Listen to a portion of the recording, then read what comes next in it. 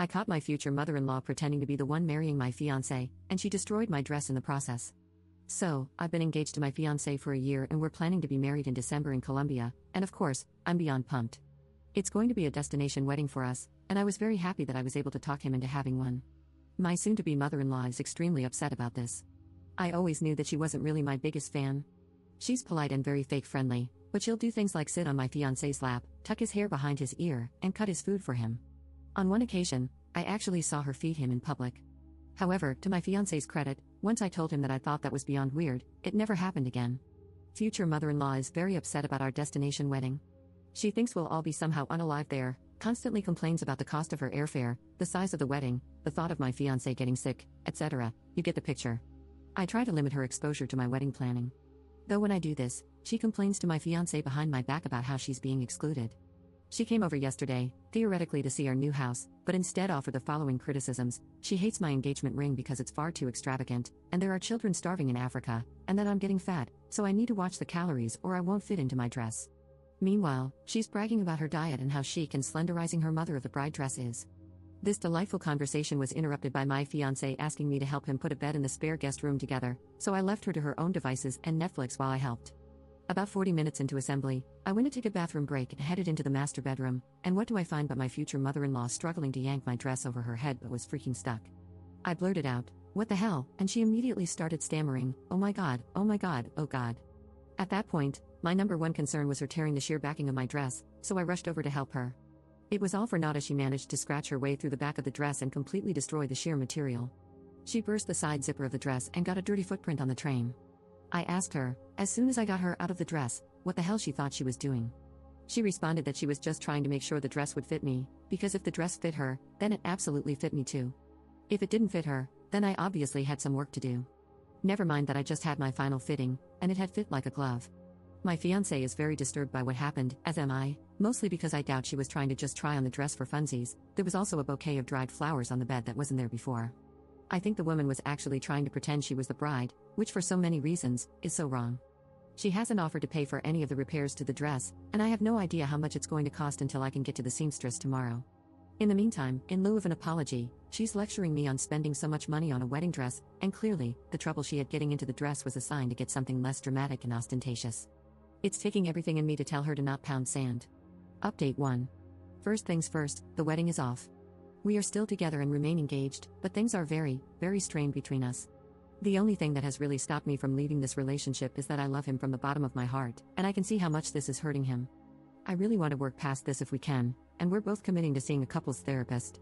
After his mom ruined my dress, my fiancé confronted her by telephone and demanded that she help cover the damages to the dress. She refused because she said it was an accident, and that she really was just trying to help. She literally tried to spin this as her helping me by, and I quote, giving me a standard to aspire to, and she also admitted that she just wanted to feel as young and beautiful as me. The worst part is that he believed her BS. At this point, after she refused to pay, I started pitching a fit until my fiancé said that we shouldn't jump to conclusions on the damages until we visited the seamstress. So we went together, and the assessment was that it was completely trashed and beyond repair. Hearing how badly my dress was mutilated crushed me, but the worst part was my fiancé's reaction at the seamstress. He kept minimizing the damage, pointing out how certain things absolutely could have been an accident, and he also lied to the seamstress and told her that the dress had an accident, when in reality, it was his mother attempting to relive her model days. I corrected the course and said no, his mother had tried to put it on without my permission, knowing damn well that she didn't fit into it, and deliberately destroyed parts of it in the process. The real fun started when we got home, where I told him that if she didn't pay, then I wanted to sue her for damages to the dress. He told me some BS about how the cost of the dress didn't meet the thresholds for a lawsuit. I took straight to the internet and Googled the thresholds for small claims court in Virginia before printing all of the responses I got and forcing him to read them. He conceded that she owed us something and called her, with me sitting there. As I sat there, I kid you not, he argued with her for all of 5 minutes before she broke down sobbing, accused him of not loving her, called me trash for turning him against her, and how could money be more important than her love for him. He actually soothed her and told her that he understood, but that I'm being super emotional over the dress, and this would help me calm down. She started babbling and sobbing, and he said that he'd talk to me. After they hung up, he had the nerve to turn to me and say that all he wanted was peace and to please just let him pay for the dress and let this go away. I lost it and started screaming at him. I cried harder than I probably ever have cried because I honestly feel that he took her side over mine. I told him that it wasn't about the dress and that if he genuinely believed that this was over an overpriced dress at this point, then we needed to cancel the wedding and he and his mom could have a nice vacation to Colombia without me. We argued, and like he's been doing, told me that he saw my point. I told him that I didn't want her at the wedding, and shockingly, he agreed. I sat next to him the next day when he called her and told her that because of what happened, we couldn't have her at the wedding. I actually felt proud when he hung up on her after she screamed and sobbed about how he can't do this to his own mother. I began to consider that maybe I was wrong about how he refused to stand up for me. That is, until I was on our shared iPad. I rarely use the iPad because I'm way happier with my Kindle, but I'll reach for the iPad in the rare event that my Kindle is out of juice and my phone is out of reach. While I was using it, what pops up but messages from his mom, asking about the best way to purchase discounted flights to Colombia. I scrolled through the messages, and he had folded the very next day, saying that he had disinvited her for my sake, but he still wanted her at the wedding. That he'd slowly work on changing my mind, and hopefully on the weekend of the wedding I'd be feeling forgiving and welcome her, and if not, I could deal with it. I lost my mind and I actually started packing my bags, but he was the one that ended up leaving to stay with his friend while I stayed in the house. The fight wasn't pretty, and that's about where we're at right now. I feel played right now, and that's exactly what he was trying to do, play both sides. We both agreed that the best thing to do for us is to postpone the wedding until trust is re-established, deposits be damned. And if anyone asks what happened, I'll tell them the entire story. Future mother-in-law, for the most part, is fuming and trying to spin this into me being a trashy, greedy harpy that's determined to bring her and her precious baby nothing but misery. She's tried to come to our house several times to get my fiancé, but I haven't answered the door. Fiancé, to his credit, has blocked her on his phone and hasn't told her where he's living right now. He's gone no contact and has agreed to no contact until we begin therapy. He's turned over all of his passwords and the iPad so I can check his messages when I want to, and trust me, I'm checking. I love him, and I want to be able to go the distance with him, but while his mom is in the picture, I just don't think I can. For God's sake, I'm looking through his email accounts and messages for contact from his mother. I can't even begin to explain just how messed up that is. Update 2. There are several new things to report.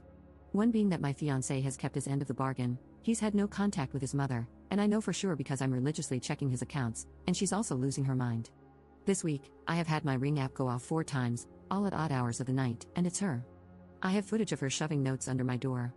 The notes all say something along the lines of demanding to be able to speak with my fiancé and how I am driving a wedge between them. There are countless text messages asking me why I'm forbidding contact between my fiancé and his mother, and how unnatural it is to stop a son from seeing his mother, and that I'm going to burn in hell, and am a disgrace to womanhood. She even came to my work, and when I refused to see her, security escorted her out. When I pulled out of the parking garage, I saw her waiting by the employee entrance. Fiancé and I typically go shopping on Wednesday nights, and she knows this because she's gone with us a couple of times. Guess who was waiting for us in the parking lot at 7 p.m.? Thankfully, we didn't get out of the car after we saw her pacing around the entrance. I'm documenting everything just in case she continues to get crazier. Fiancé and I will be going to the local PD tomorrow to file a report and look into getting a temporary restraining order.